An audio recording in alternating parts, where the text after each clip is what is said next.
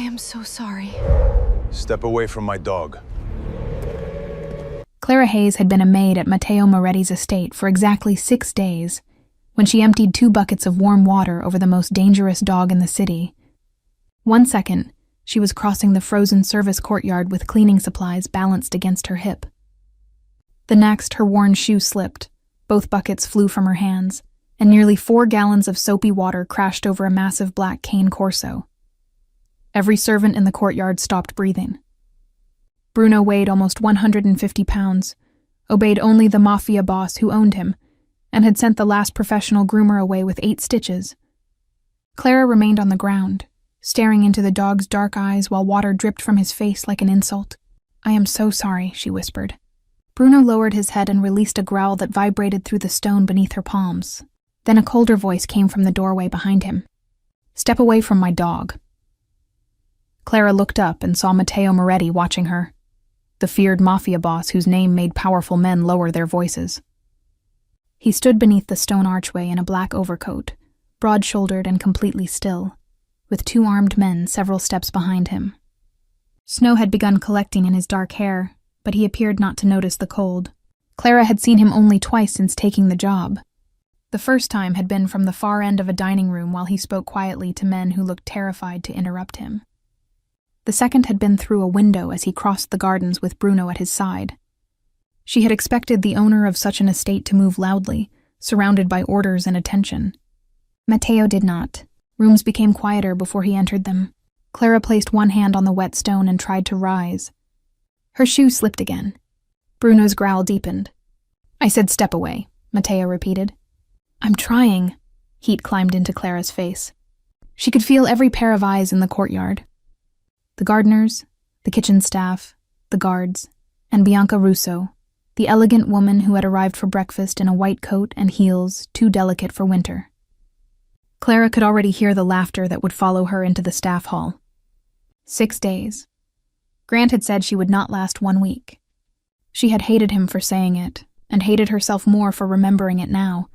"She can't even stand up," Bianca said, not quite softly enough. "Perhaps the dog will finish what the tray did yesterday." A few servants looked down. Clara knew exactly which tray she meant. She had dropped a silver coffee tray during Bianca's visit the morning before. Nothing had broken, but the cups had rattled loudly enough for every person in the breakfast room to turn. Bianca had smiled and called her charmingly hopeless. Matteo had said nothing then. Now his gaze moved briefly toward Bianca, and the small smile vanished from her face. Clara pushed herself upright. Bruno did not move. His body remained low, thick muscles rigid beneath his soaked black coat. But instead of looking at his teeth, Clara looked at the rest of him. His ears were pinned back. His breathing was too fast. His left hind leg trembled each time he shifted his weight. A leather lead hung from the hand of the estate groomer standing near the stable doors, and every time the metal clasp clicked, Bruno's eyes moved toward it. "He isn't angry because he's wet," Clara said. "He's afraid someone is going to restrain him again." Matteo's attention sharpened. "You reached that conclusion while lying on the ground?" "I had a good view." Bianca gave a short laugh. No one joined her. Matteo stepped into the courtyard. Bruno glanced toward him but did not relax. "Bruno does not fear water." "Maybe not," Clara said. "But he fears what usually happens around it." The groomer lifted the lead. Bruno's lips pulled back. Clara pointed before thinking. Put it down." The groomer stared at her. "You have worked here 6 days. The dog doesn't know how long I've worked here." "Enough," Matteo said. The single word silenced everyone. He looked at the groomer. "Put it down." The man lowered the lead. Bruno's growl faded, though his breathing remained fast. Clara rubbed her damp palms against her skirt. She knew she should apologize, collect the buckets, and disappear into the laundry wing before someone decided humiliation was not sufficient punishment. Instead, she looked at the dog's soaked coat and the ice forming around the edges of the courtyard. "He needs to be dried." Matteo's expression revealed nothing. "That is not your concern." "I made him wet." "You did. Then let me fix it." Bianca turned toward Matteo. "Surely you are not considering allowing the maid who cannot cross a courtyard to handle Bruno." Clara's face burned. but Mateo kept looking at the dog. The last groomer required surgery? The last groomer tried to drag him into a metal tub, Clara said. I saw the room yesterday when I was cleaning the west wing. The floor is slippery, the spray is loud, and there are restraint hooks on the wall. If his hip hurts, every part of that room tells him he is about to be trapped while someone causes more pain. The estate veterinarian, Dr. Ethan Hale, had mentioned Bruno's arthritis to the kitchen staff that morning. Clara had not meant to listen, but Bruno's name had carried through the open door while she polished the hall table. Mateo's eyes narrowed. And you believe you can do better? Clara looked at Bruno. Water ran from his jaw and formed a dark pool around his paws. I believe I can make it less frightening. That is not the same thing. No, she said. It's more important. For several seconds, the only sound in the courtyard was the wind. Then Mateo removed his gloves. What do you need? Bianca stared at him. Clara was nearly as surprised. The laundry room. Rubber floor mats. Warm water in buckets. Not the spray hose. Towels. No chains. No one inside except me. Mateo's gaze dropped to her wet shoe. You can barely remain standing. I'm better when nobody is watching. Everyone is watching. Then tell them to stop. One of Mateo's guards coughed into his hand.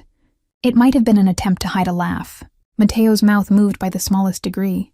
Leo, he said without looking away from Clara. Clear the laundry room. Bianca stepped closer. Mateo, this is absurd. Then you are free not to watch. 10 minutes later, Clara stood inside the estate laundry room with her sleeves rolled to the elbows and her heart beating hard enough to make her hands unsteady. The staff had spread thick rubber runners across the stone floor. 4 buckets of warm water waited beside a low wooden platform. Towels had been stacked near the dryers. The door remained wide open. Bruno stood in the hallway, his wet coat dripping, refusing to cross the threshold. Mateo stood several feet behind him. Leo and the groomer waited farther down the corridor.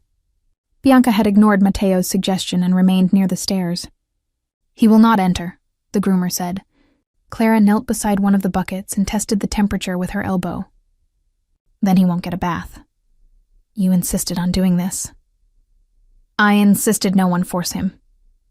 She squeezed a soft cloth, set it on the floor near the doorway, and sat with her back against a dryer. She did not call Bruno. She did not look directly at him. She began humming under her breath as she folded one of the muddy towels from the courtyard.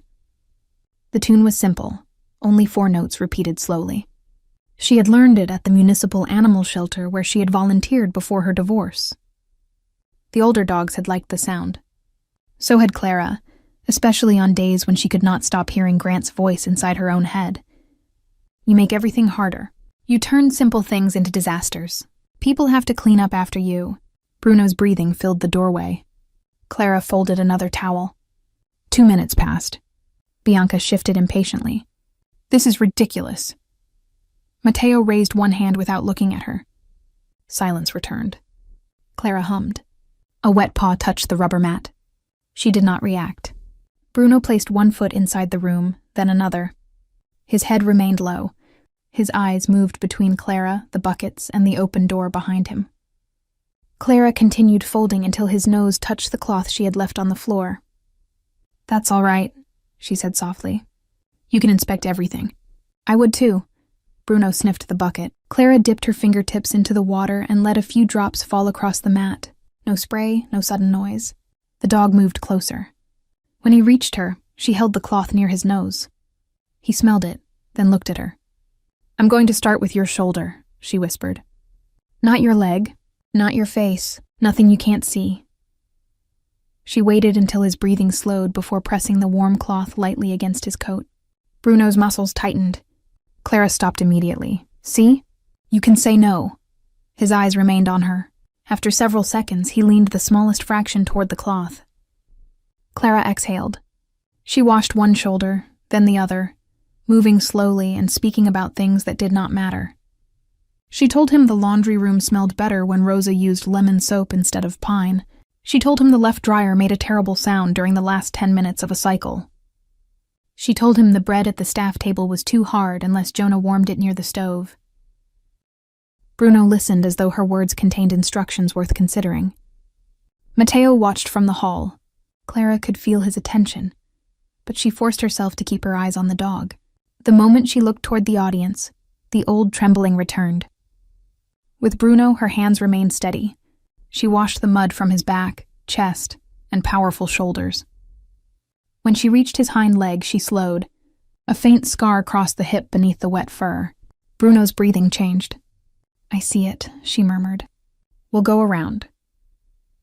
Instead of lifting the leg, she worked the cloth beneath him without moving the joint. Bruno lowered himself onto the mat. His body was still tense, but he had stopped looking at the open door. Clara rinsed the cloth and reached for a towel. Her knee caught the edge of the bucket. Water spilled across the rubber mat. She slid sideways. Before she struck the floor, Bruno moved. His huge body pressed against her hip, taking her weight and keeping her upright. Clara grabbed his shoulder and found herself half leaning over the dog who had once put a groomer in the hospital. Bruno stood completely still beneath her. A startled laugh escaped her. "So I'm bathing you and you're keeping me alive. Fair trade." Something changed in the hallway. Clara looked up. Matteo was smiling. It was not the polite movement she had seen him use with guests. It appeared briefly and unexpectedly, softening a face most people associated with consequences. Then it was gone. Clara finished rinsing Bruno with a pitcher. She pressed towels against his coat instead of rubbing. When he was mostly dry, she sat on the floor and wrapped a final towel around his shoulders. Bruno lowered his massive head into her lap. No one spoke. Clara placed one hand gently behind his ear. "You're not so frightening," she said. Bruno closed his eyes. Bianca made a disbelieving sound. Matteo entered the room. He stopped several feet away. "Bruno." The dog opened one eye. "Come." Bruno did not move. Matteo's eyebrows lifted. In the 11 years Bruno had been at his side, the dog had ignored orders only when injured or unconscious. "Bruno, come." The dog pressed his head more firmly against Clara's knees. Leo looked down to hide his expression. Bianca stared as if she had witnessed an act of treason. Clara rubbed the damp fur behind Bruno's ear. "I think he wants 5 more minutes." Matteo looked at her. "He has never wanted 5 more minutes with anyone." "Maybe nobody asked." Clara expected anger. Instead, Matteo studied the dog for a long moment. 5 minutes, he said. He turned and walked away. Bruno stayed for 47. By the time Clara finished the laundry and changed out of her wet uniform, evening had settled over the estate. Snow drifted through the courtyard lights. The main house glowed above the gardens, all stone, glass, and carefully controlled warmth. Clara lived in a small staff cottage near the eastern wall, a 10-minute walk from the service entrance. The cottage had 1 bedroom, a narrow kitchen, a fireplace that smoked when the wind changed, and a front step that leaned slightly to the left. Clara loved it because the key belonged only to her. After 14 years of asking another person whether the thermostat could be raised, whether she could invite a friend inside, whether a blue chair looked foolish beside a brown rug, the cottage's imperfections felt like proof that no one else was deciding what comfort should look like. She crossed the snow with her bag against her chest. Halfway down the path, she heard heavy footsteps behind her. Clara stopped. Bruno stopped. "No." The dog blinked. "You live in the mansion." Bruno continued toward her. Clara walked again. So did he. "Your food probably arrives on silver plates." Bruno's breath clouded the air beside her. "My dinner is soup from Tuesday." The dog appeared unmoved. When Clara reached the cottage, she turned and pointed toward the estate. "Home." Bruno sat on the step. "That is not home." He lay down. Clara looked toward the distant house. No guard had followed. She should have called someone. Instead, she opened the door enough to place her bag inside. Bruno stood, pushed past her with the calm confidence of an animal entering property he had already selected, and crossed directly to the fireplace. "Of course," Clara muttered. She lit the kindling, removed her shoes, and found Bruno stretched across the rug as though the cottage had been built around his dimensions. His tail covered half the floor. "This is temporary." Bruno closed his eyes. 15 minutes later, a black vehicle stopped outside. Clara watched through the curtain as Matteo Moretti stepped out alone. He had changed from the overcoat into a dark sweater and tailored trousers. He climbed the uneven porch step, looked at the cottage door, and knocked. Clara opened it only halfway. He followed me. Matteo looked over her shoulder. Bruno did not lift his head. Bruno, one ear moved. Come home. The dog remained beside the fire. Clara folded her arms. He appears to have filed an appeal. Matteo's gaze moved around the cottage. It paused on the second-hand table, the stack of veterinary books beside the sofa, the old kettle on the stove, and the pair of socks drying near the hearth. Clara suddenly saw the room through his eyes and hated that she cared. This is not appropriate, he said. I agree. He takes up most of the floor. Bruno sleeps in the main house. You should explain that to him. I just did. He appears unconvinced. Matteo looked at the dog. He requires medication with his evening meal. What kind? Carprofen. Rosa will bring it. I can walk him back after dinner. He weighs more than you. I am aware. You fell twice today. Only once. The second time he caught me. The corner of Matteo's mouth moved. He looked toward the fire again. May I come in? The question surprised her. Grant had never asked permission to enter any room once he believed it belonged to him. Even after Clara left, he had used the spare key to enter her apartment and remove the coffee maker, because he claimed he had paid for it. She opened the door wider. Matteo stepped inside, wiped his shoes on the mat without being asked, and remained near the entrance. Bruno finally raised his head. You disobeyed me for this? Matteo asked him. Clara placed her bag on the chair. The fire is better here. There are 6 fireplaces in the main house. Perhaps he prefers the company. Matteo looked at her. You believe that after one bath? I believe dogs make decisions faster than men. That has not been my experience. Rosa arrived with a bowl of food, medication, and an expression that suggested she was trying not to enjoy the situation. Bruno ate only after Clara placed the bowl beside the hearth. When Matteo called him afterward, the dog turned his head toward the wall. This is becoming insulting, Matteo said. Clara hid a smile. He is tired. He has slept for 2 hours. Emotionally tired. Matteo stared at her. You invent explanations confidently. You issue orders confidently. We all have talents. He should have left. Clara expected him to. Instead, he removed his coat and sat at the small kitchen table while she reheated soup. She did not offer dinner at first. Men like Matteo Moretti did not eat 3-day-old tomato soup from chipped bowls. Then his stomach made a quiet sound in the silence. Clara looked over her shoulder. Matteo looked offended by his own body. There's enough for 2, she said. I am not hungry. That is what people say when they want to be offered twice. Do you always argue with your employer? Only when he arrives after dinner and claims not to be hungry. She placed a bowl in front of him. Matteo looked at the soup, then at the slice of toasted bread beside it. What is in this? Tomatoes. I can see that.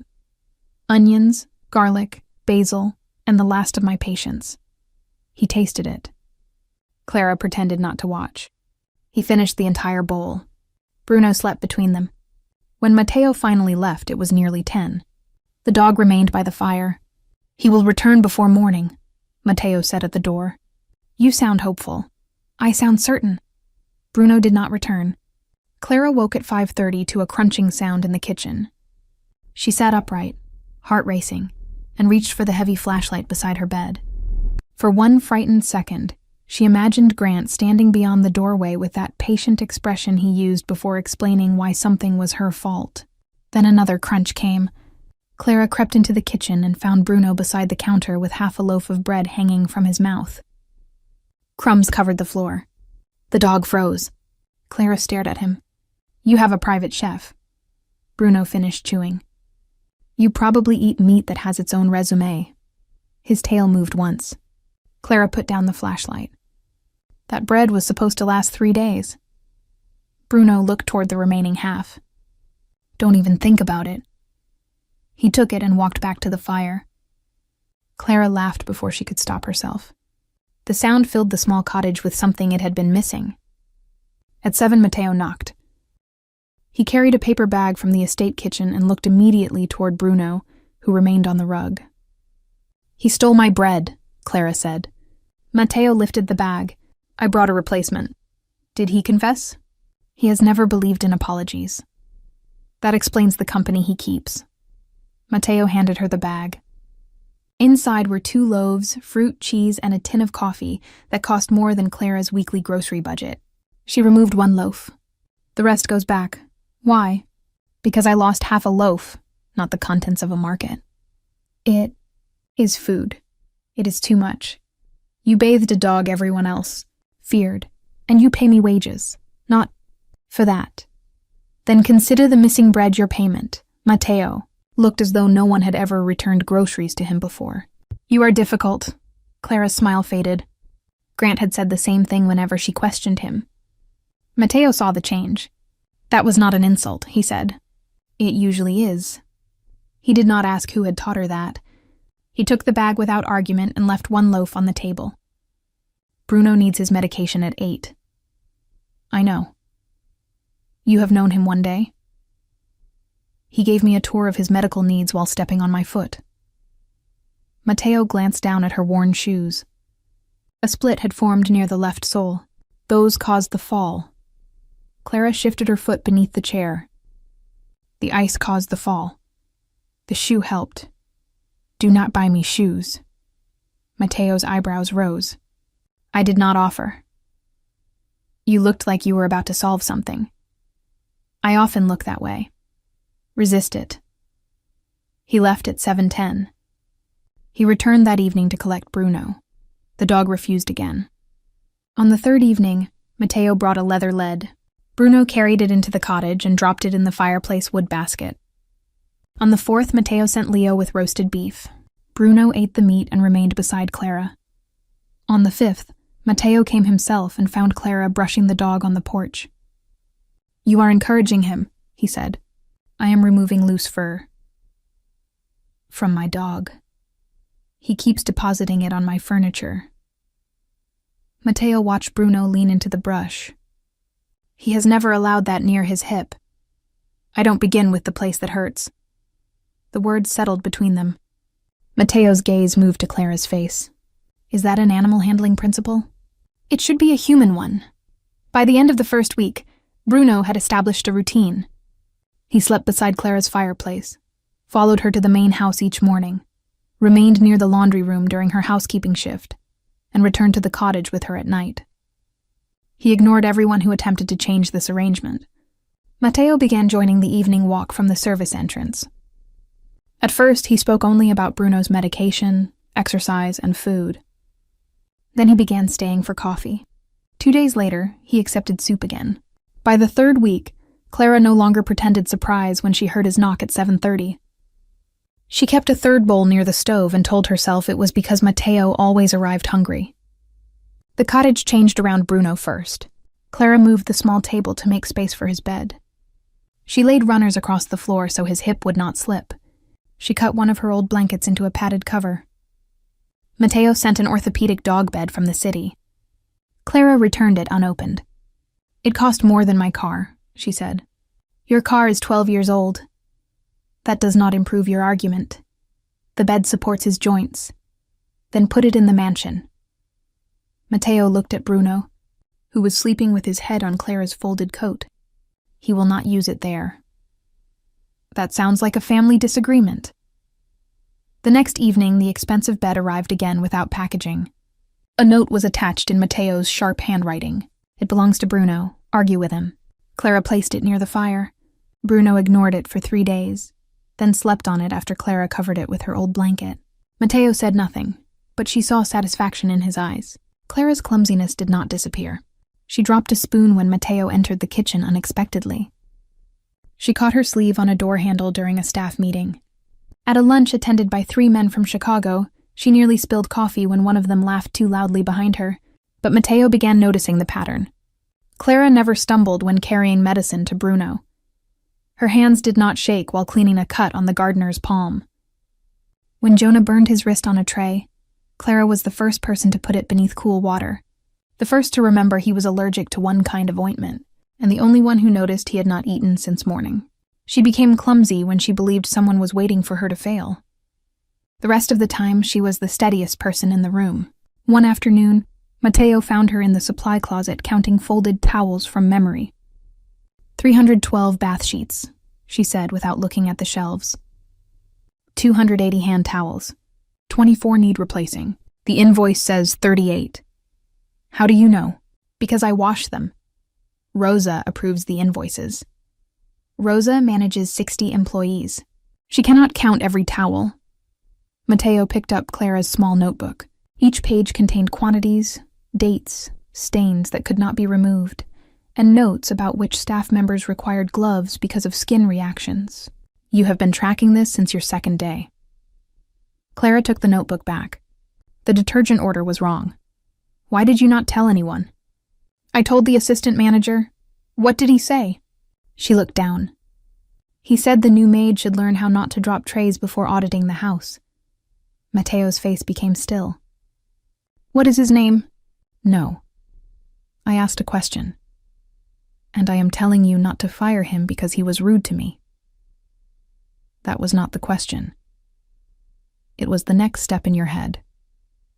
Mateo did not deny it. What do you want? I want the invoice corrected and gloves ordered for the kitchen staff. Nothing for yourself? Clara looked at her taped thumbnail. A job where one mistake does not erase everything I do correctly.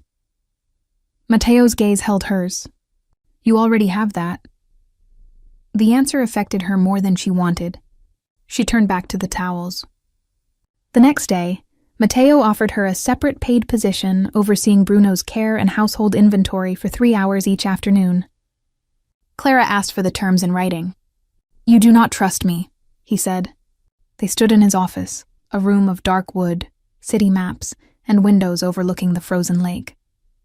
I trust paper when people's moods change. Mine does not. That is what people with power believe. Mateo watched her for a moment, then opened a drawer and took out a blank contract.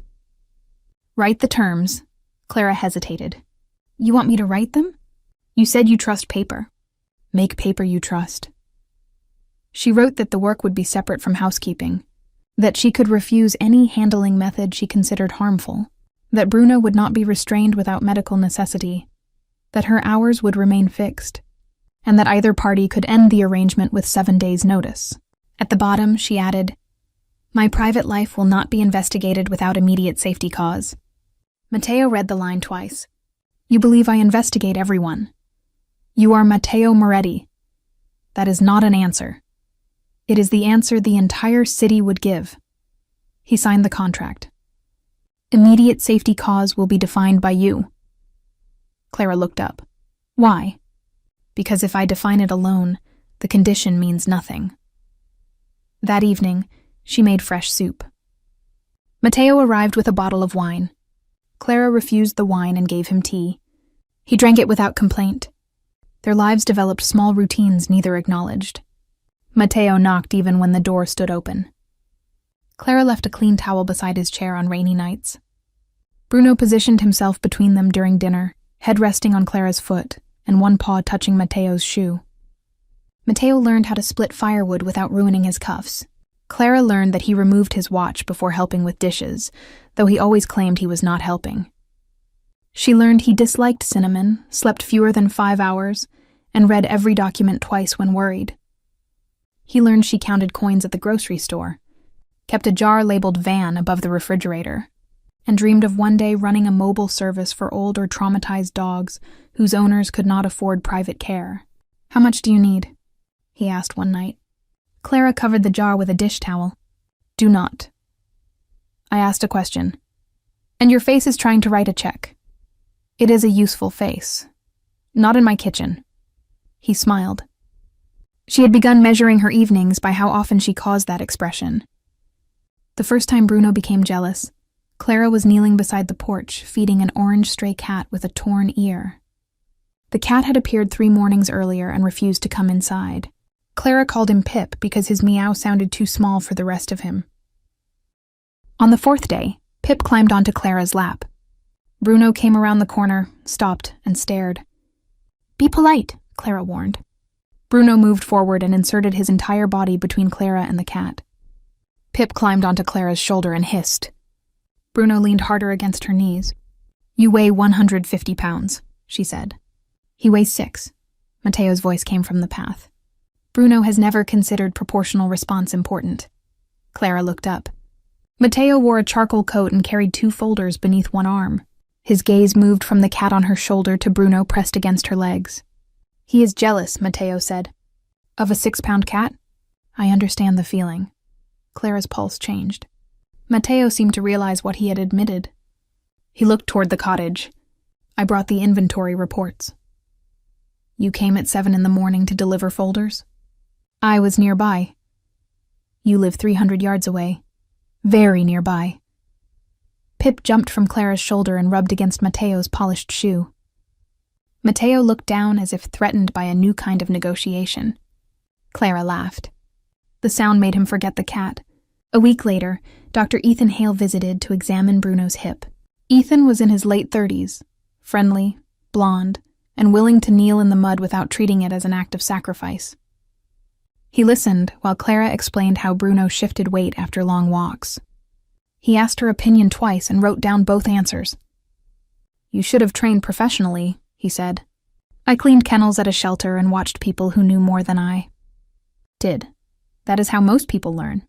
My ex-husband said, talking to animals was the only conversation I could not ruin." Ethan's smile faded. "Your ex-husband sounds charming." He thought so. Mateo approached from the main house, just as Ethan made Clara laugh over a joke about Bruno's refusal to step onto the scale. Bruno stood between them, but Mateo's attention remained on the veterinarian's hand resting briefly against Clara's elbow. "Is the examination finished?" Mateo asked. Ethan glanced at his watch. "We started 6 minutes ago." Bruno dislikes long appointments. Bruno is asleep. The dog was stretched on the mat with his chin on Clara's boot. Clara looked at Mateo. "Are you in a hurry?" "No." "Then why do you sound like someone has stolen your chair?" Ethan hid a smile. Mateo did not. "I dislike unnecessary touching." Clara looked at Ethan's hand, which had already moved. Bruno didn't object. "I was not referring to Bruno." Silence followed. Ethan cleared his throat and returned to the examination. Later, after he left, Clara carried the medication into the cottage. Mateo followed. "He asked you to dinner. You were listening?" "He asked within 20 feet of my dog. That is not a legal privacy boundary." "Did you accept?" Clara placed the medicine on the shelf. "Bruno is jealous of Pip. Are you jealous of Dr. Hale?" "No." "You answered too quickly." "I answer most things quickly." "Not when I asked what you feel about me." Mateo became very still. Clara regretted the words the moment they left her mouth. She turned toward the sink. "Forget it." "No." His voice was lower. "I will not." She faced him. The cottage suddenly felt smaller. Bruno slept near the fire, unaware that the silence above him had changed. Mateo stepped closer, but stopped beyond her reach. "I come here every evening after spending the day surrounded by people who calculate the value of every word," he said. "You tell me my dog is dramatic. You serve me soup in bowls that do not match. You return everything I buy unless I can prove it belongs to Bruno. You speak to me as though my name does not require a different version of you." Clara's throat tightened. "That is not an answer. I am jealous of the veterinarian." Her heart gave one hard beat. Mateo continued. "I disliked the way he made you laugh. I disliked that he touched your arm. I disliked that he asked you to dinner and that you considered it for 3 seconds before refusing. I refused because I have plans." "With whom?" "Bruno?" Mateo looked at the dog. "He is becoming an obstacle. You brought him into my life. I am beginning to understand the consequences." Clara looked down, because looking at him had become dangerous. "Jealousy is not love." "No," Mateo's voice softened. "But it is honest." He left before she had to answer. That night, Clara found a voicemail from Grant. She had not spoken to him in almost 4 months. His name on the screen still caused her shoulders to rise. "I heard you're cleaning for Moretti now. his recorded voice said. Try not to break anything expensive. Men like that don't find your accidents charming for long. You always mistake attention for affection. Clara, I'm only telling you because someone should. She listened twice, not because she believed him, but because old injuries often asked to be touched after they had closed. She deleted the message, then recovered it from the trash and played it again. Bruno lifted his head from the rug. Clara turned the phone face down. It's nothing. The dog came to her chair and placed his chin on her knee. A knock sounded. Matteo stood outside with snow on his shoulders. May I come in? Not tonight. He studied her face but did not look toward the phone. Are you safe? Yes. Do you need anything? No. All right. He stepped back. Clara had expected another question. The absence of it hurt in a different way. Matteo, he stopped. Do you ever hear someone's voice after they're gone? He looked at her for a long moment. Every day. How do you make it stop? I do not. His gaze moved toward Bruno behind her. I decide whether it belongs in the room. Clara looked down at the phone. My former husband says I ruin things. Does that voice belong here? Tears threatened. She hated them. Sometimes it sounds like mine. Matteo remained on the porch. He did not enter. Then borrow another until you can recognize your own. Whose? Mine. His voice was quiet, absolute. You do not ruin rooms, Clara. You change what people notice inside them. He left before she could answer. The next morning, she played Grant's voicemail once more. Then she deleted it permanently. Spring arrived slowly around Lake Como. Ice disappeared from the garden paths. The estate hosted its first outdoor charity luncheon in April, raising money for a city animal shelter. Clara had spent 2 weeks organizing supply counts and preparing a quiet area for Bruno away from the crowd. Bianca Russo arrived in pale green silk, followed by photographers and women who carried dogs small enough to fit inside handbags. She had not forgiven Clara for surviving the courtyard accident without losing her job. She had forgiven her even less for becoming the person Matteo visited every evening. The famous dog Maid, Bianca said when she found Clara near the terrace. I hear Bruno sleeps in your cottage now. Clara kept arranging water bowls. He sleeps wherever he decides. Matteo usually values obedience. Perhaps Bruno is expanding his education. Bianca's smile tightened. You should be careful. Men like Matteo enjoy unusual things briefly. A nervous maid who tames a dog is charming until the novelty ends. Clara's hands stopped over the bowls. Grant's voice tried to enter the room through Bianca's mouth. Men like that don't find your accidents charming for long. Before Clara could answer, a waiter passing behind her caught the edge of the table. One bowl fell and shattered. Every head on the terrace turned. Bianca laughed softly. There she is. Heat rushed into Clara's face. Her hands went cold. For one terrible second, she was back in Grant's dining room, holding a broken plate while he explained to friends that Clara could turn breathing into an emergency. I'm sorry, she began automatically. Then Bruno's heavy body pressed against her leg. He had crossed the entire terrace from Matteo's side. The crowd moved away as he sat beside Clara and looked up at her. The trembling in her hands eased. She knelt to collect the larger pieces. Matteo's voice came from behind her. Leave it. Clara looked up. He was not speaking to her. He was looking at Bianca. She did not drop the bowl. Bianca's expression hardened. I did not say she did. You laughed as though you had been waiting. The terrace fell silent. Clara stood. I can answer for myself. Matteo looked at her. Yes, he stepped back. The simple movement gave the moment to her. Clara faced Bianca. I am clumsy sometimes. Her voice shook once. She let it. I drop things when people are watching me as if one mistake will explain my entire character. But I am not ashamed of that anymore. Do you know why? Bianca did not answer. Clara rested one hand on Bruno's head. Because when something living is frightened or in pain, my hands do not shake at all. Bruno leaned into her. So you can keep watching the glasses. I'll keep watching what matters. No one laughed. Bianca's face flushed. Matteo said nothing, but pride warmed his eyes.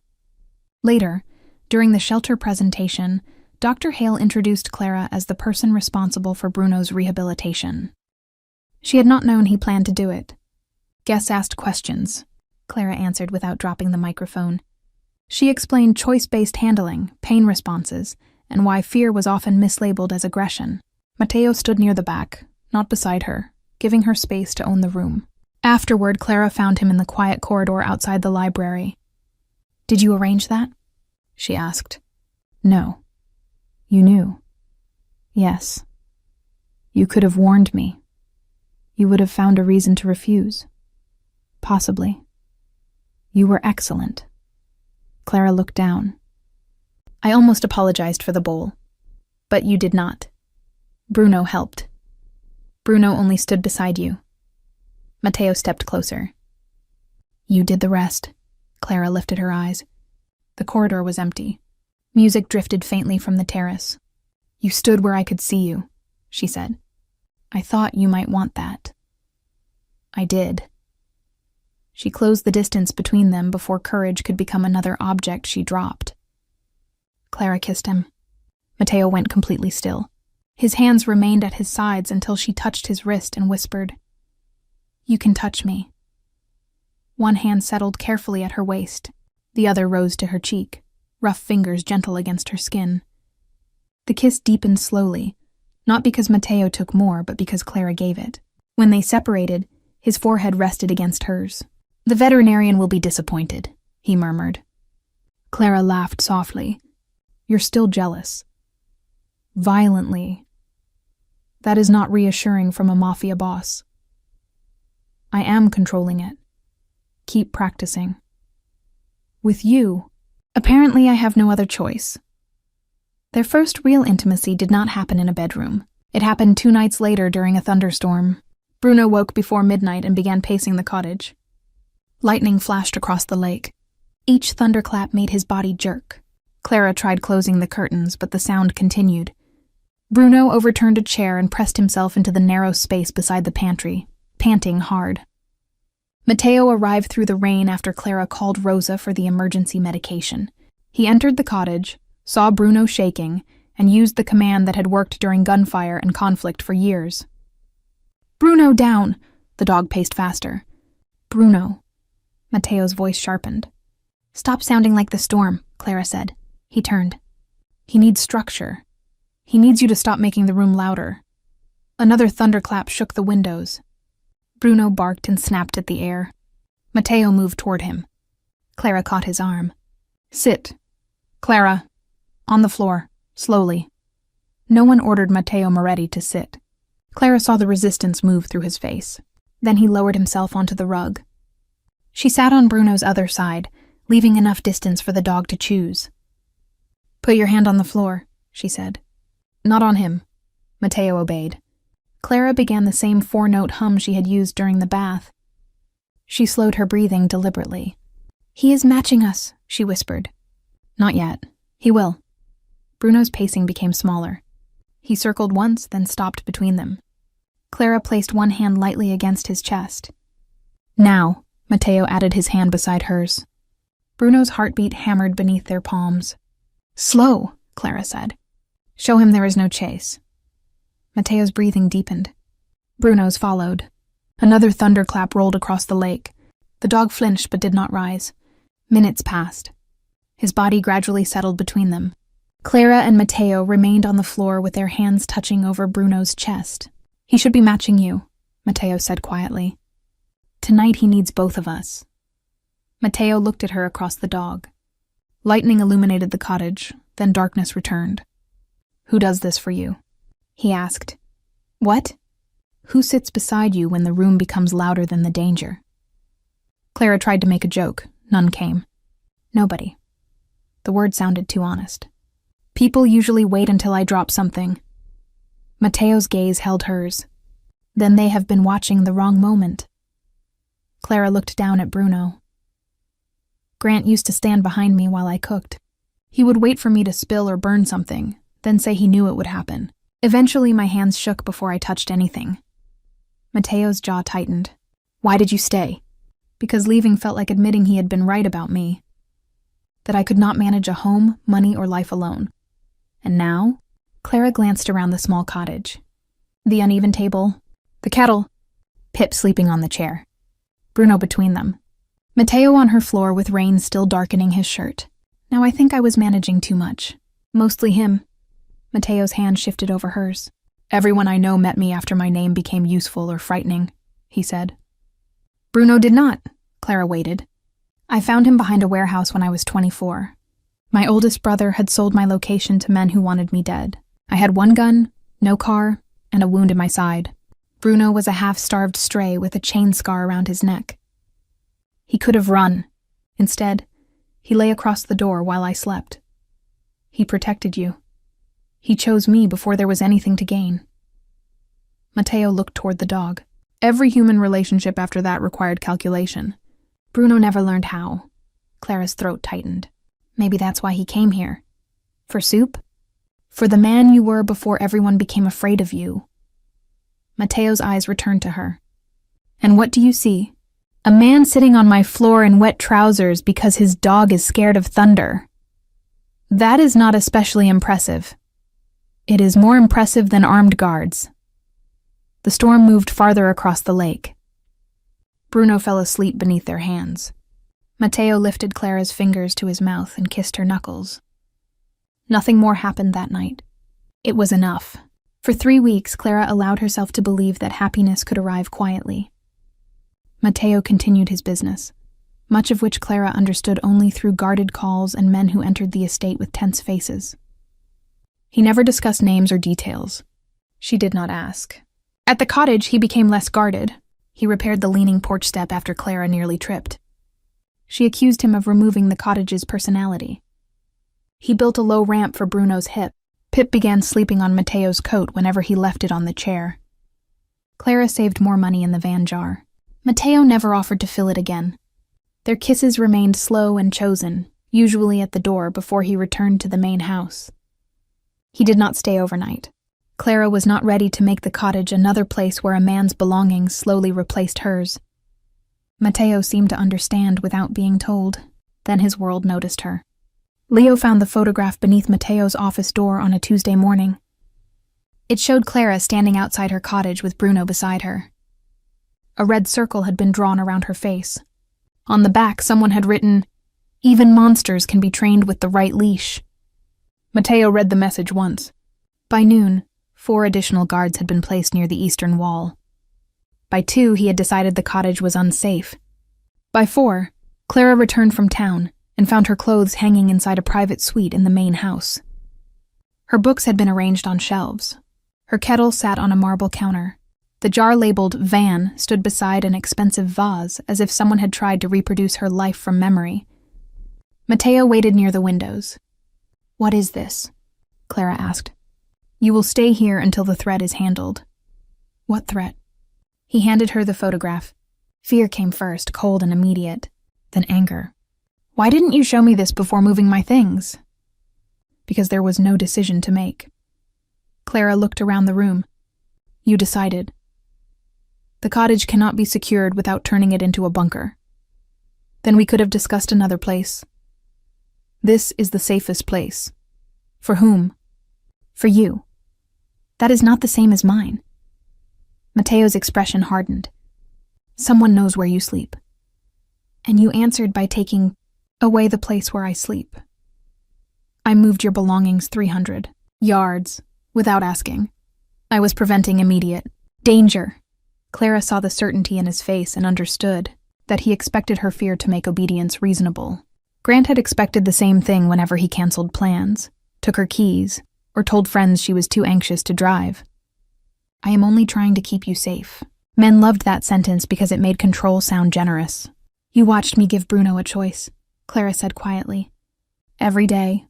You watched me stop when he was afraid. You watched me wait at the doorway instead of pulling him where I wanted him to go. You are not a dog. Then why did you assume I was easier to move than to ask?" Mateo's jaw tightened. "This is different. That is what every controlling person believes. Their reason is special. Their fear is urgent. Their decision is better. Do not compare me to your former husband. Then do not repeat his behavior with more expensive furniture." Anger flashed in Mateo's eyes. Clara's body braced automatically. She hated that he saw it. He stepped back at once. The anger remained, but he forced it away from her. "You are frightened of me." Right now, I am frightened of how easily you decided my no did not matter because you had not bothered to hear it. Silence filled the suite. Bruno stood in the doorway, looking between them. Matteo's voice lowered. What do you want? My things returned. The cottage is unsafe. Then I will leave the estate. His face became completely still. No, Clara flinched. Matteo closed his eyes briefly. When he opened them, the word had changed him. I know what you meant. She removed the cottage key from her pocket and placed it on the marble counter. I am ending the contract. Clara, 7 days' notice was for employment. My private life does not require notice. Where will you go? That is not your decision. Matteo's hands closed at his sides. I can protect you. Not like this. Bruno needs you. The moment he said it, regret crossed his face. Clara looked at the dog. Pain moved through her chest so sharply she had to breathe around it. Do not use him. You are right. Matteo's answer came immediately. I should not have. I taught him that affection would not become a leash. Her eyes filled. Please do not make me prove the same thing to you. Matteo looked as if she had struck him. I will have Leo take you anywhere you choose. No guards. Clara. One driver. He leaves after I arrive. Every instinct in Matteo resisted. She saw it. Then he nodded. One driver. Clara packed only what belonged to her. Matteo ordered the rest returned to the cottage exactly as it had been. She moved into a small rental at the edge of Bellagio, above an old bakery whose owner allowed Pip to sleep near the back stairs. The room had a narrow bed, a hot plate, and a window overlooking an alley. It was not as peaceful as the estate cottage. It was hers. Clara took temporary work at Dr. Hale's clinic, cleaning kennels in the mornings and assisting with anxious animals in the afternoons. Ethan offered training hours toward a behavioral care certification. She accepted. Matteo did not call.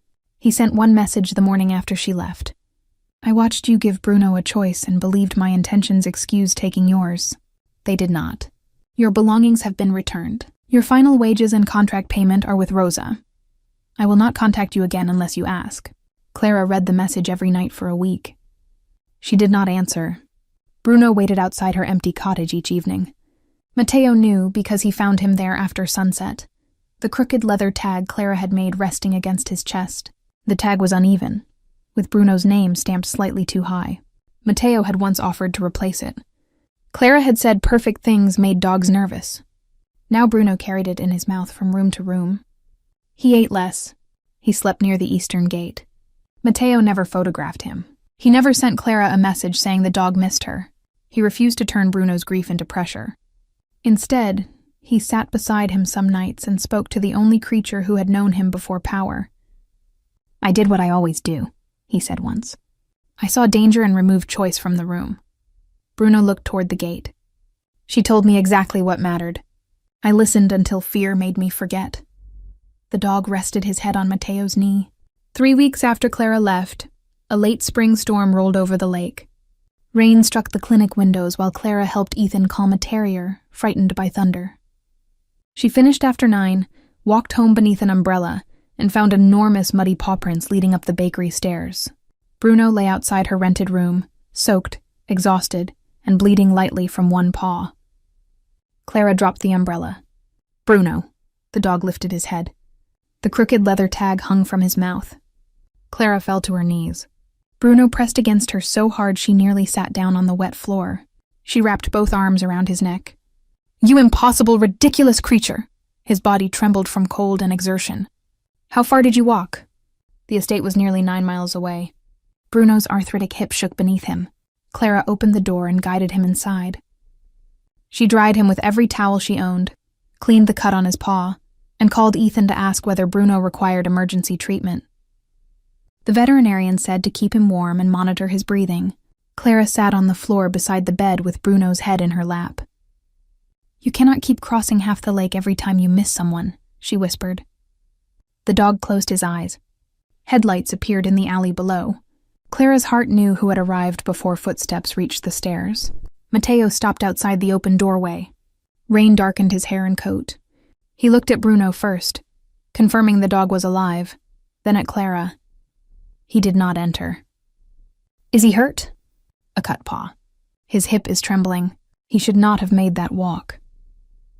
He pushed through the eastern gate when lightning damaged the lock. You followed him? Not closely enough to make him run faster. Matteo looked at the cramped room. Pip hissed from the windowsill. Bruno remained with his head in Clara's lap. Bruno, Matteo said softly. Come home. The dog did not move. Clara stroked behind his ear. I think he believes he already is. Matteo absorbed the words without defense. He has been waiting outside the cottage every night. Clara looked up sharply. Why didn't you tell me? Because you asked me not to use him. You could have told me he was unwell. He was grieving, not ill. I did not want his grief to become a message I sent on my behalf. Clara looked down at Bruno. Tears filled her eyes. He should not have had to choose. No. Matteo removed his wet gloves. Neither should you. He remained in the hallway. Water gathered beneath his shoes. May I come in? The question traveled through every memory between them. The cottage door he had once entered after asking. The suite he had filled without permission.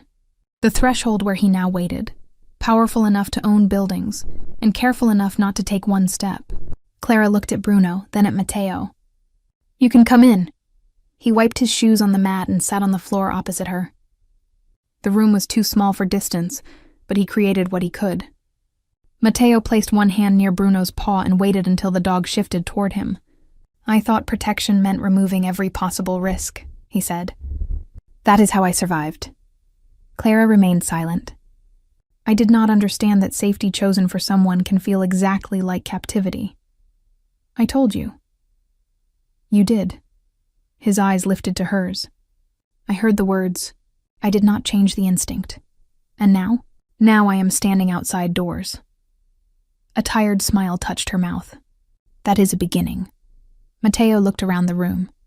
You are working at Hale's clinic. Yes. He sees you every day. This apology is becoming jealous. The jealousy is separate. Clara laughed despite herself.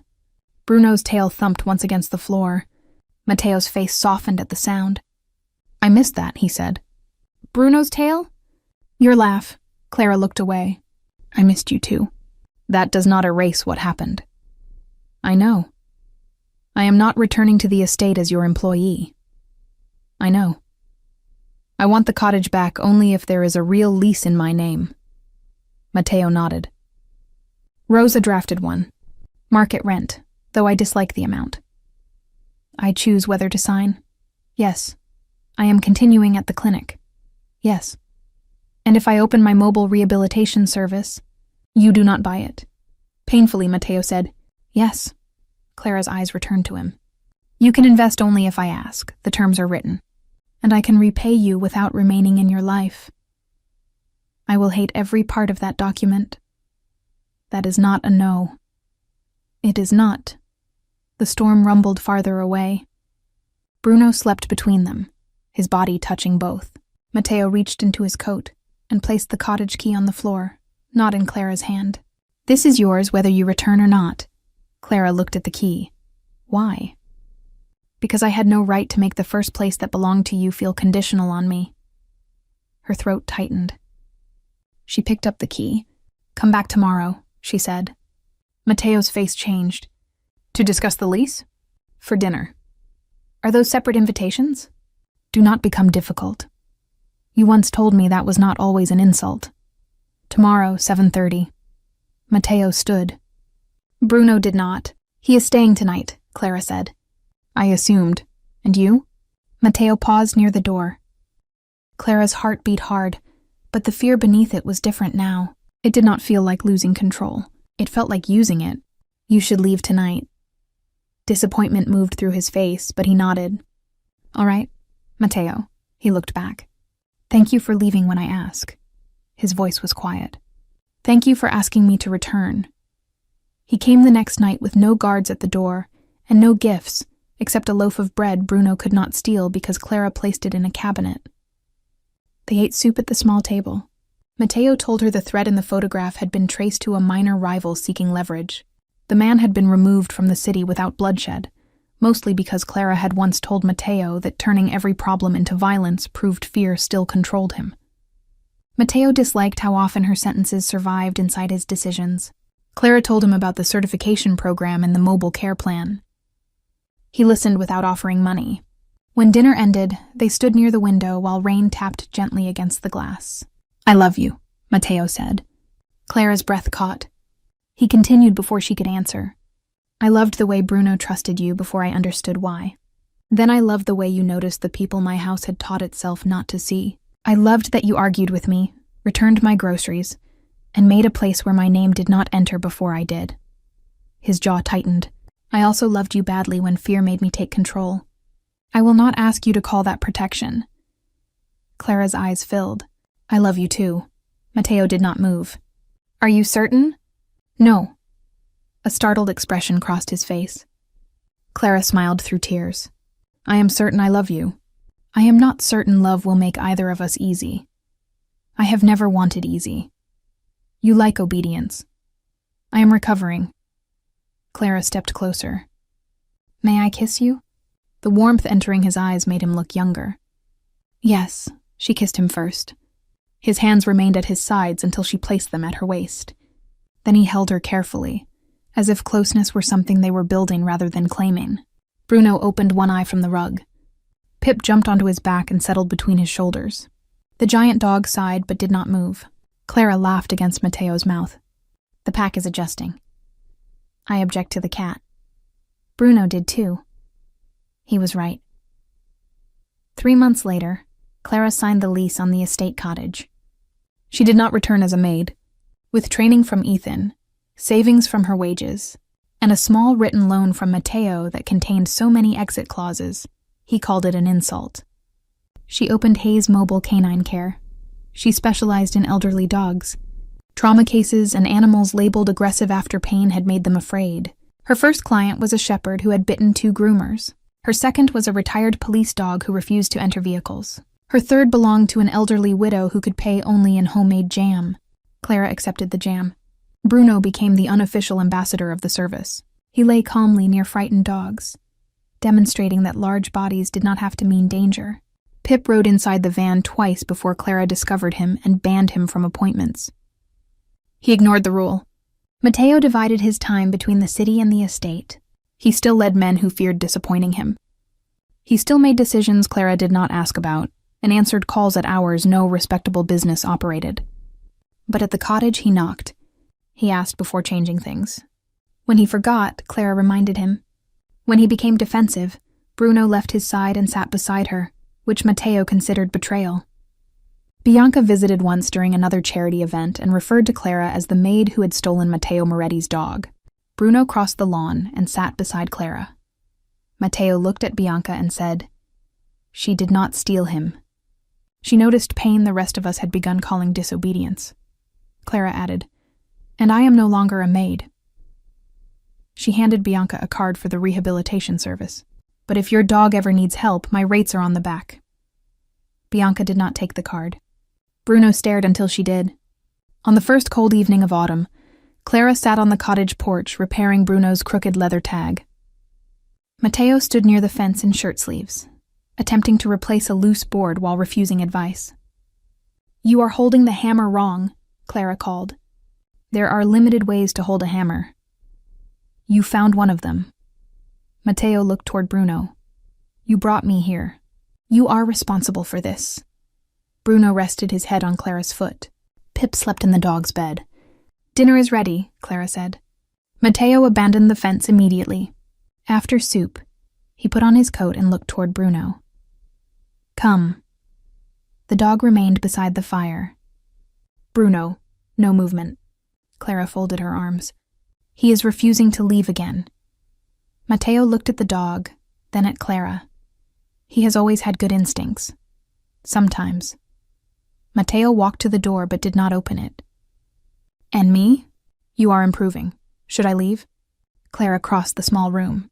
Months earlier, the question would have frightened her because every answer around Grant had carried consequences. With Mateo, no remained no. Stay remained a choice. She took his coat from his shoulders and hung it beside hers. Not tonight. Matteo touched her cheek. Are you sure? Clara looked around the cottage. Bruno by the fire, Pip occupying Bruno's bed, the uneven table, the jar that had once been labeled Van, now holding fresh flowers. The man who could command half the city waiting for permission, in a room small enough that his shoulder nearly touched the doorframe. Stay, she said. Matteo kissed her slowly. Bruno had refused to leave her after one bath. Matteo Moretti had taken longer to admit it, but once Clara invited him to stay, the most feared man in the city became just as impossible to send home.